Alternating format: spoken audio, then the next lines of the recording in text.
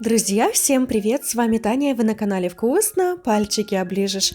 Сегодня мы с вами приготовим очень мягкое, пышное и воздушное творожное тесто. Готовится очень легко, просто и быстро, из простых и доступных ингредиентов. Такое печенье с легкостью сможет приготовить даже начинающая хозяйка. Печенье получается настолько мягкое, ароматное и вкусное, что просто разлетается как семечки. Итак, приступим к приготовлению. Для рецепта нам понадобится 300 грамм творога. У меня домашний жирный творог, можно также использовать и магазины, но лучше брать влажный жирный творог, нежели сухой и зернистый. Далее творог я перебила блендером, или можно это сделать с помощью погружного блендера, или просто перетереть творог через сито, для того, чтобы получилась однородная творожная масса без крупинок творога. Далее к творогу я добавляю 100 грамм мягкого сливочного масла, щепотку соли и также добавляю пакетик ванильного сахара, либо же ванилин на кончике ножа. Все хорошенько перемешиваем. Я сегодня замешиваю тесто с помощью тестомеса, но вы также можете это с легкостью сделать и вручную. Нет никакой разницы, просто перемешиваем все ингредиенты до однородности. Далее нам понадобится 250 грамм муки, к которой я добавляю 10 грамм разрыхлителя, и сухие ингредиенты хорошенько перемешиваем. В зависимости от влажности творога может понадобиться большее или меньшее количество муки, поэтому количество муки также определяем по тесту. Далее муку я добавляю в 3-4 этапа небольшими порциями, просеивая, и при этом замешиваем тесто. Муку добавляем постепенно, не сразу всю, для того, чтобы получилось однородное и мягкое тесто без комочков. Всего у меня получилось 250 грамм муки. То есть всю муку, которую мы подготовили, я добавила в тесто. И также 10 грамм разрыхлителя. Замешиваем тесто до однородности. Долго мешать не нужно. Как только тесто собралось в комок, перестаем вымешивать. В результате вот такое тесто должно получиться. Оно получается очень мягкое, но при этом не липкое. Оно абсолютно не липнет к рукам. Далее я его собираю в комочек, делю на две части. Одну часть пока убираю в сторону, а вторую часть необходимо тонко раскатать с помощью скалки. Раскатываем в прямоугольник толщиной около 3 мм.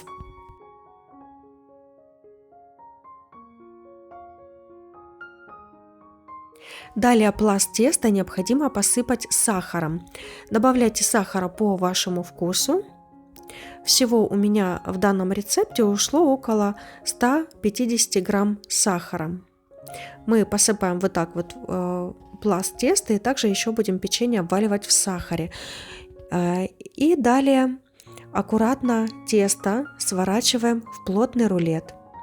Друзья, сразу хочу обратить ваше внимание, что печенье получается очень умеренно сладкое, поэтому если вы любите, чтобы было сладко, я советую вам добавить сахар также и в тесто. Около 100 грамм можно добавить в тесто, потому что само тесто, оно не сладкое. Весь сахар у нас только внутри рулета, и также мы будем обмакивать печенье в сахаре. Поэтому предупреждаю сразу, что печенье умеренно сладкое и даже ближе к несладкому. Поэтому, если вы любите сладкое, все-таки добавляйте в тесто сахар. И далее я нарезала рулет толщиной 2 см.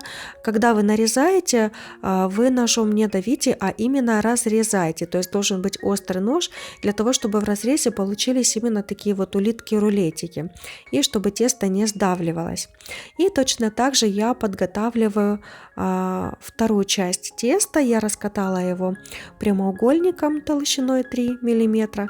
Посыпала сахаром, равномерно его распределила по тесту. И далее сворачиваем в плотный рулет. Чем плотнее вы свернете рулет, тем меньше шансов, что рулет развалится. Также обращаю ваше внимание, что для того, чтобы печенье не раскрылось в процессе выпекания, я вот таким вот образом защипываю края Затем швом выкладываю вниз рулет и только после этого нарезаю. В результате вот такие рулетики у меня получаются. И далее я печенье одной стороной обмакиваю в сахар и выкладываю на противень, который я застелила пергаментом. Пергамент я ничем не смазываю, печенье не подгорает и не прилипает к пергаменту. И так я подготавливаю, выкладываю все печенье. Всего у меня получилось 24 штучки печенья, которые я выпекаю при 180 градусов. Время приготовления зависит от вашей духовки. У меня печенье выпекалось ровно 20 минут. Очень важно печенье не пересушить. Как только оно немного подзолотилось, увеличилось в размере примерно в 2 раза, печенье готово. Печенье очень увеличивается, поднимается в процессе выпекания, поэтому обязательно выкладывайте его на противень на расстояние друг от друга. И в результате вот такое красивое, румяное, ароматное, пышное, мягкое творожное печенье у нас сегодня получилось.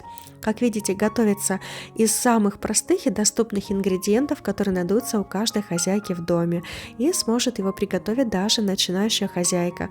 Друзья, вновь предупреждаю, что тесто не сладкое, то есть весь сахар это тот, который внутри рулетиков и сверху посыпка. Поэтому, если вы любите сладкое печенье, добавляйте в тесто дополнительно 100 грамм сахара. Добавляйте на этапе добавления ванильного сахара, то есть в творожную массу и сливочное масло, и все хорошенько перемешивайте, тогда получится более сладко. Посмотрите, какое получается тесто, внутри мягкое, пышное, пористое, печенье великолепно пропеклось и получилось просто потрясающее.